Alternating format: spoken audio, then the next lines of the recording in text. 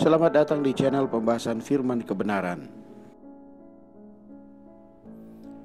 Salam damai sejahtera.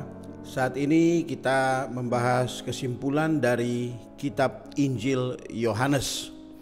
Injil Yohanes ini dibagi menjadi dua bagian. Yang pertama adalah pasal 1-13 dan bagian kedua pasal 14-21. Di dalam bagian pertama, Tuhan Yesus adalah putra Allah yang datang membawa Allah kepada manusia, dan dalam bagiannya yang kedua, Tuhan Yesus pergi membawa manusia kepada Allah.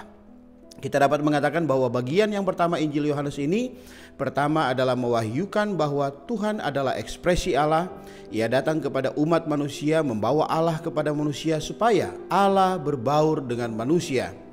Di dalam Matius 1 ayat 23, Yesus disebut Immanuel, artinya Allah beserta kita atau Allah beserta manusia.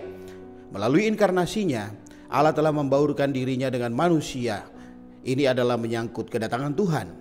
Sedangkan bagian kedua kitab Injil ini membicarakan kepergian Tuhan. Mula-mula ia dari Allah datang kepada manusia, kemudian dari manusia pergi kepada Allah, membawa manusia ke dalam Allah. Kematian dan kebangkitannya menyiapkan jalan untuk membawa manusia ke dalam Allah.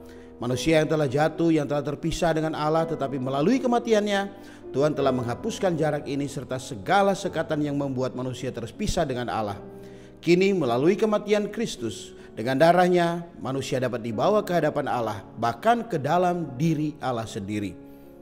Setidaknya ada 3 sudut pandang mengenai kitab Injil Yohanes ini. Pertama, mencakup 17 pasal di depan yang mewahyukan bahwa Allah terekspresi di dalam manusia. Bagian yang kedua mencakup pasal 18 dan 19. Di dalam pasal 18 dan 19 kita melihat sebuah gambaran yang melukiskan bagaimana Tuhan ditangkap, diadili, dijatuhi hukuman mati, dan dipaku di atas salib. Namun kita harus mengerti bahwa gambaran ini adalah visi hayat yang terekspresi melalui maut. Pada bagian yang pertama dalam kitab Injil ini, Allah terekspresi di dalam manusia, sedangkan pada bagian yang kedua, hayat ini terekspresi di dalam maut.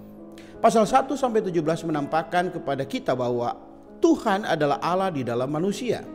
Pasal 18-19 mewahyukan Tuhan adalah hayat dalam maut, dan dalam pasal yang ke-20 dan 21 menyatakan Tuhan di dalam kebangkitan adalah roh itu. Tuhan adalah Allah, Tuhan adalah hayat, Tuhan juga adalah kebangkitan. Dia adalah hayat yang terekspresi di dalam maut, dia pun kebangkitan yang terekspresi sebagai roh itu. Melalui manusia Allah terekspresi, melalui maut hayat terekspresi, dan melalui Roh Kudus kebangkitan terekspresi. Di dalam ketiga bagian Injil Yohanes, yang pertama kita melihat Tuhan ialah Allah, yang kedua kita melihat Tuhan adalah hayat, dan ketiga kita melihat Tuhan adalah kebangkitan. Setelah Injil Yohanes terdapat surat kiriman Yohanes. Di dalam surat kirimannya yang pertama, Yohanes membicarakan tentang saling tinggal ini. Kita tinggal di dalam Allah, Allah tinggal di dalam kita. 1 Yohanes 4 ayat 15. Bagaimanakah kita tahu Allah tinggal di dalam kita dan kita tinggal di dalam Dia? Kita tahu Allah tinggal di dalam kita adalah melalui roh itu. 1 Yohanes 3 ayat 24. Dan kita tahu bahwa kita tinggal di dalam Dia adalah melalui pengurapan minyak. 1 Yohanes 2 ayat 27. Saudara-saudari, hari ini yang paling penting adalah Allah tinggal di dalam kita dan kita tinggal di dalam Dia. Kemudian apakah hasil dari saling berhuni ini? Menurut kitab Wahyu, yaitu kitab terakhir yang ditulis oleh Yohanes, hasilnya adalah gereja, bait, dan kota. Oh saudara-saudari, kiranya semua ini adalah aspek-aspek yang berbeda-beda dari pembangunan Allah. Hasil dari saling tinggal itu adalah pembangunan. Ketika kita tinggal di dalam Allah, Allah juga tinggal di dalam kita. Kita akan terbangun di dalam hayat ilahi. Dalam kebangkitannya, di satu pihak Tuhan di surga, di pihak lain ia pun di dalam kita. Saudara-saudari, di dalam kitab Wahyu tulisan Yohanes yang terakhir ada gereja, bait, dan kota. Bait tergantung pada soko guru, yang artinya penyertaan Allah tergantung pada para pemenang. Di mana ada pemenang, penyertaan Allah dan Yerusalem baru atau pembangunan Allah juga ada di sana. Yerusalem baru adalah ekspresi terakhir perbauran Allah dengan manusia. Kini kita harus mengetahui bagaimana melaksanakan pengalaman ini. Kita telah melihat jalannya dalam 2 pasal terakhir Injil Yohanes. Kalau kita mau mengalami Allah di dalam kebangkitan, kalau kita mau mengalami Allah sebagai roh itu, kalau kita mau mengalami Allah berbaur dengan kita, kalau kita mau menjadi soko guru untuk penyertaan Tuhan, dan kalau kita mau mengalami nama baru Allah, nama Yerusalem baru, dan nama Tuhan tertulis pada diri kita, maka kita harus seperti Maria Magdalena yang mencari Tuhan. Maria mencarinya pagi-pagi sekali.